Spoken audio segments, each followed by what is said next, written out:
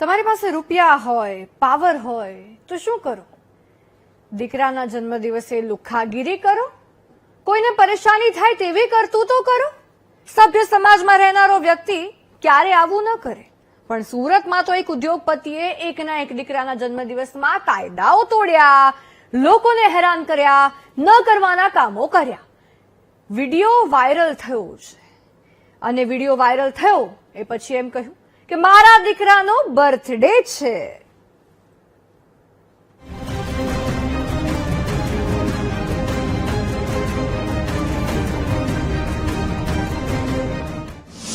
કરોડો રૂપિયા છે તો મજા આવે તેમ કરશો?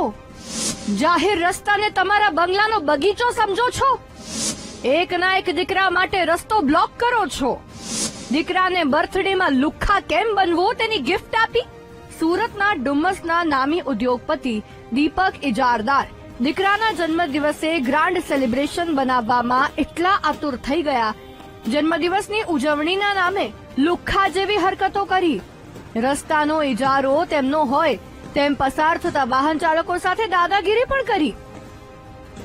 જાહેર માર્ગ પર ફટાકડા ફોડ્યા, વાહનો અટકાવ્યા અને પસાર થતા લોકોને ધમકાવ્યા.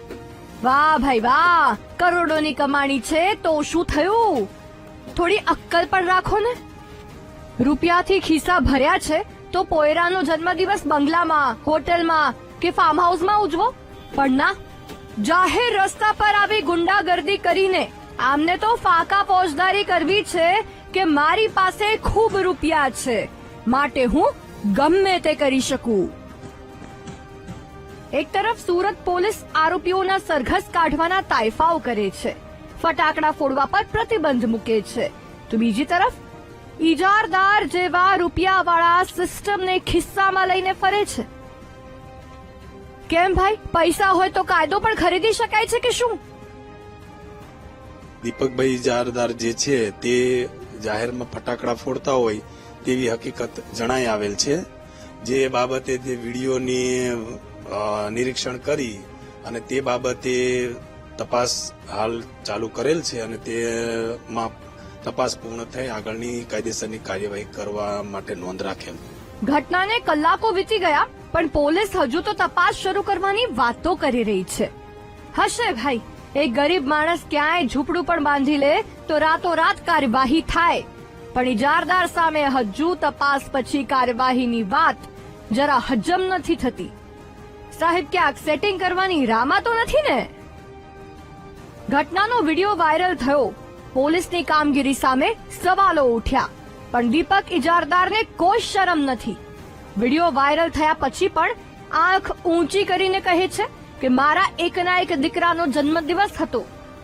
અરે વાહ ભાઈ વાહ, એકનો એક દીકરો છે તો શું થયું? જન્મદિવસ માટે જાહેર રસ્તો બંધ કરશો, જાહેર રસ્તા પર ફટાકડા ફોડીને પોલ્યુશન ફેલાવશો, પસાર થતા લોકોને ધમકાવશો.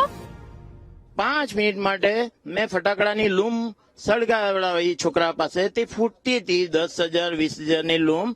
એ દરમિયાનમાં 5 મિનિટ ટ્રાફિક રોકેલું. ચલો, સુરતનું પબ્લિક રવિવારે તો અહીંયા તૂટી પડે.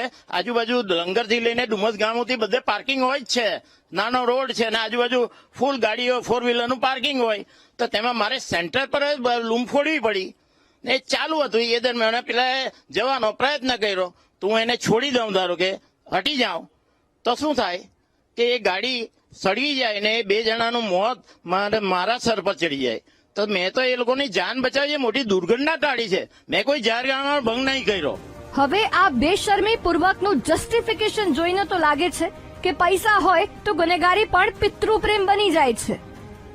ભાઈ સાહેબ, દીકરાના જન્મદિવસે રૂપિયા તો ખૂબ વાપર્યા, આવતા જન્મદિવસે થોડી અક્કલ પણ વાપરજો જેથી કોઈને તકલીફ ન થાય. Bureau report, BTV news.